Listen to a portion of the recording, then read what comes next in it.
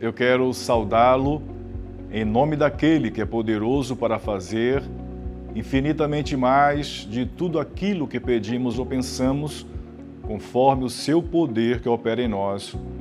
A ele seja a glória na Igreja e em Cristo Jesus, por todas as gerações, para todo sempre. Amém. Que bom estarmos de volta para refletirmos sobre as coisas de Deus, o ensinamento de Paulo para a igreja de Colossos. Como é difícil ser membro de uma igreja que está cheia de heresia, cheia de desvios da verdade bíblica. E Paulo preocupou-se tanto com isto.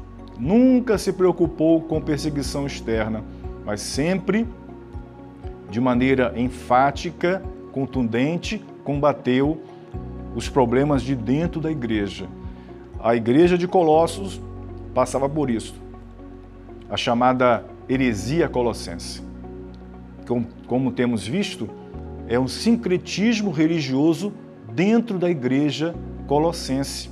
Um pouquinho de cristianismo, um pouquinho de judaísmo, um pouquinho de ascetismo, um pouquinho de misticismo, um pouquinho de religião oriental, um pouquinho de filosofia grega, a tradição dos homens. Isso tudo, parte disso já viu. Nós já vimos o combate à insuficiência de Cristo dentro da igreja. Já vimos Paulo combatendo as filosofias humanas que entram na igreja. Nós vimos também o judaísmo dentro da igreja. E agora nós veremos o quarto aspecto desta heresia colossense, que é o misticismo. Misticismo. Há tantos místicos dentro da igreja. Há tanta gente vendo coisas. Há tanta gente ouvindo vozes. Há tanta gente seguindo espíritos que nem sabe se são de Deus. Desprezam a palavra para viver à mercê disso tudo. Paulo reconheceu que dentro da igreja colossense havia um aspecto místico. Devemos conceituar e separar misticismo com o sobrenatural de Deus, com a verdade sobrenatural de Deus, e o misticismo que é próprio das crenças populares. E Paulo vai combater então no capítulo 2 este quarto aspecto da heresia colossense, que é o misticismo. Veja lá no capítulo 2, no versículo 18 e 19, Paulo diz: ninguém seja árbitro contra vós, fingindo humildade ou culto aos anjos, baseando-se em coisas que tenha visto, inutilmente arrogante em seu conhecimento carnal, e não retendo a cabeça, com a qual todo o corpo, suprido e organizado pelas juntas e ligamentos, vai se desenvolvendo segundo o crescimento concedido por Deus.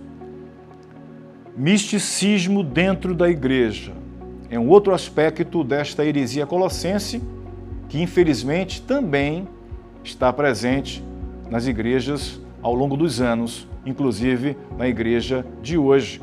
E Paulo diz que alguém que é árbitro dentro da igreja, alguém que está decidindo por você o que você deve crer e o que você não deve crer, pessoas que não se colocam diante de Deus, elas têm gurus, elas têm pais na fé para ditar a elas o que elas têm que fazer, o que elas têm que crer, como têm que viver. Há tantos assim na igreja ao longo dos séculos.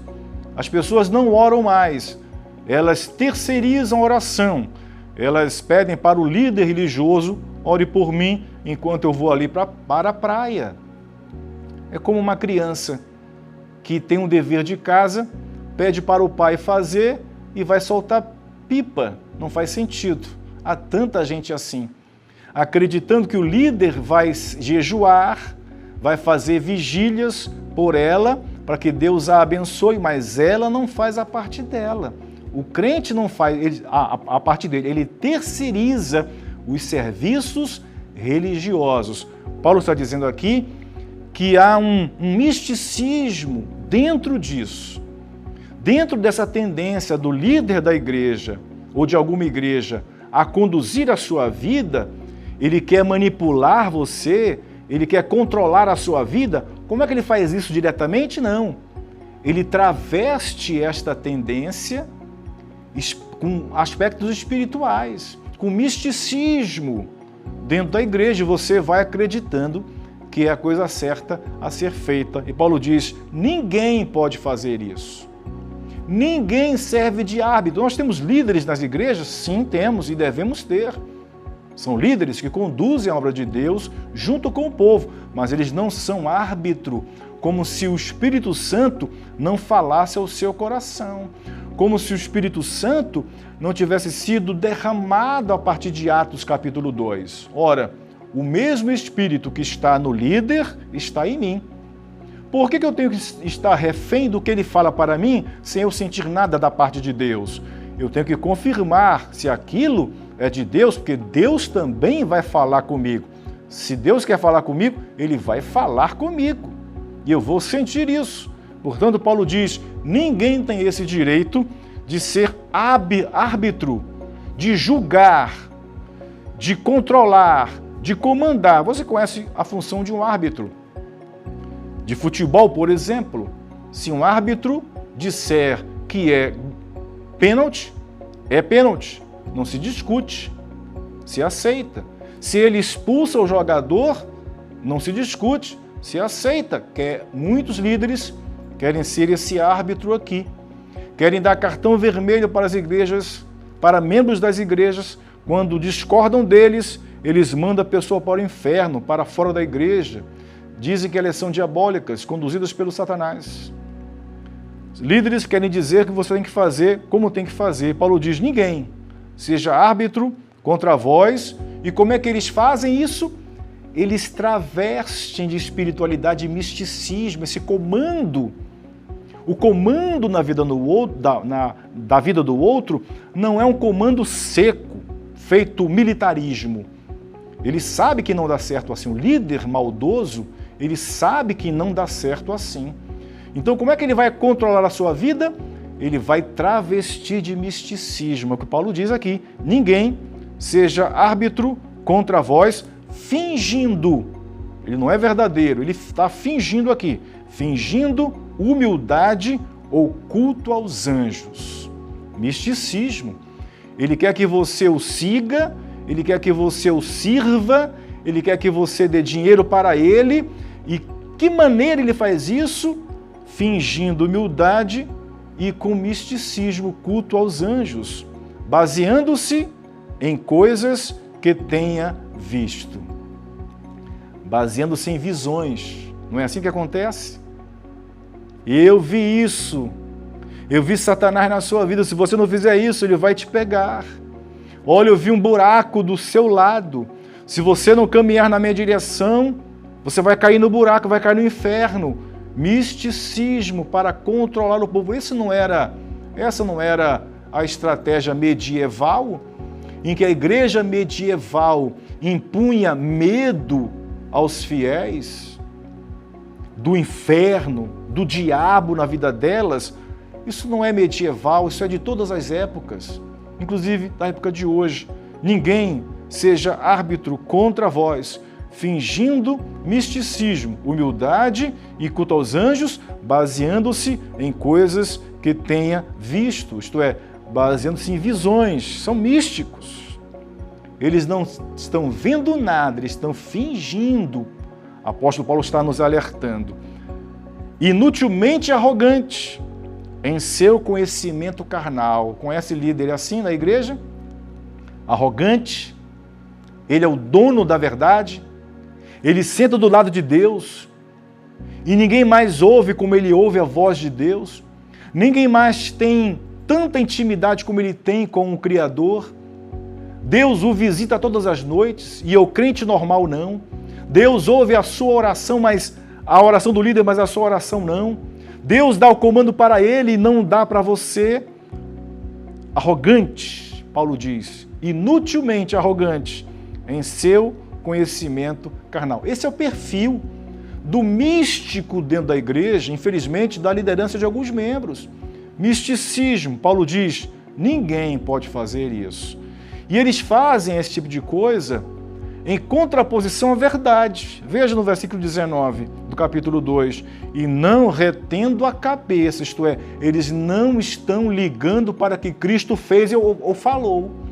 Não interessa. Eles não retêm a cabeça que é Cristo. Portanto, eles não estão interessados a seguir o que Cristo ensinou e a fazer o que Ele mandou fazer. Eles destronam Cristo da igreja.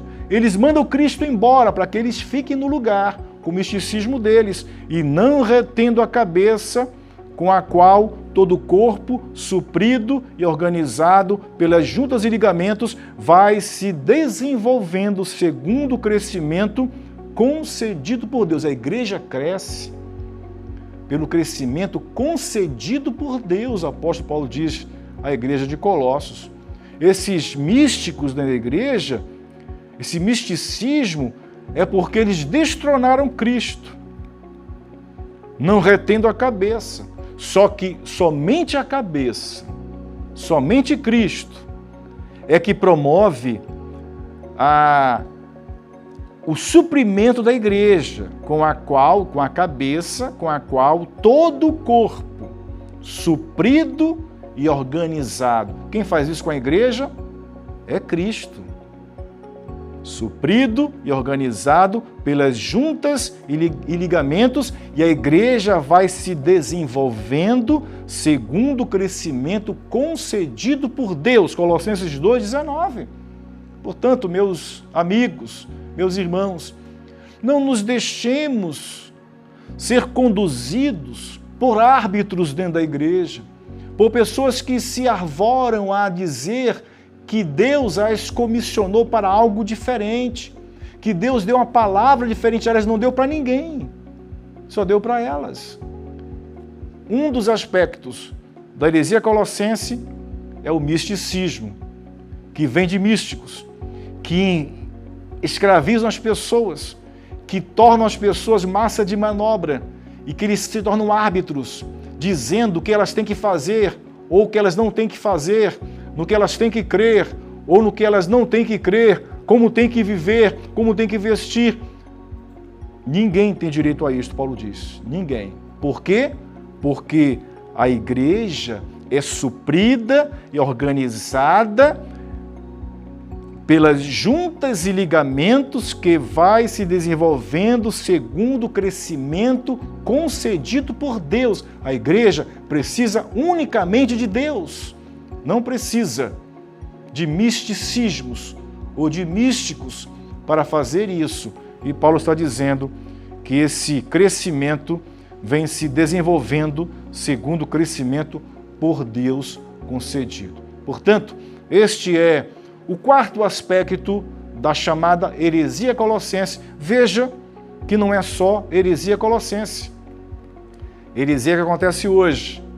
Que você não seja esse controlado por esses que se sentem árbitros, que comandam a nossa vida, querem mandar em nossa vida, na nossa espiritualidade e na espiritualidade da igreja.